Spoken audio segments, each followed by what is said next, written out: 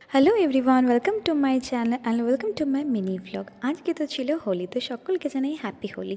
তো এখানে এখন সকালবেলা আমরা সবাই মিলে বসে পড়ছি ব্রেকফাস্ট করতে। আর আজকে ব্রেকফাস্টে ছিল দেখুন এগ তড়কা আর ছিল পরোটা।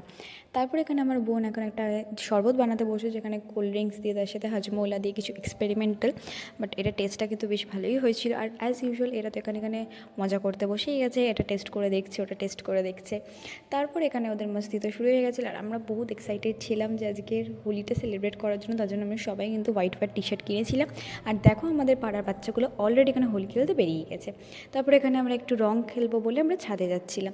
এবার ছাদে গিয়ে আমরা সবাই মিলে রং খেলে নিচ্ছি একটু, তার থেকেও বেশি আমরা ফটোশ্যুট করেছি। ফার্স্ট আমরা এখানে খুব অ্যাস্থেটিকভাবে রং খেলছিলাম হোয়াইট টি শার্ট পরে। তারপর বোন একটুখানি আমাকে আবির লাগিয়ে দিল, আমি তারপর বোনকে একটু আবির লাগিয়ে দিলাম, তারপর ওর ফেভারিট কালারগুলো। তারপর এখানে সন্দীপদা এলো, সন্দীপদাকে রং লাগিয়ে দিলাম। তারপরে আসলো আকাশ, ও তো এখানে এসে আমার সানগ্লাস খুলে ভালো করে আমাকে রং লাগালো। দেন আমাদের এবার হোলি খেলা ফাইনালি স্টার্ট হলো। তারপর আমরা সবাই মিলে ভূতের মতো হোলি খেললাম। তারপর মাঝখানে আমি আর ফোন নিয়ে যেতে পারিনি, আমরা একটু বেরিয়েছিলাম রাস্তায়।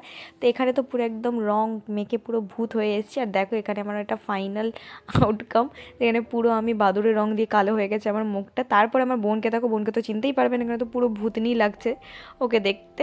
তারপরে এখানে আমরা স্নান ফান করে এবার আমাদের লাঞ্চের জন্য বসলাম। আজকে তো লাঞ্চের জন্য মা ভীষণ টেস্টি খাবার বানিয়েছিল। আজকে বানিয়েছিল মা মাটন কষা, তার সাথে হচ্ছে বাসন্তী পোলাও। রান্নাটা ভীষণ দারুণ হয়েছিল, আর আমি তো বেশ অনেকটাই খেয়ে নিয়েছিলাম।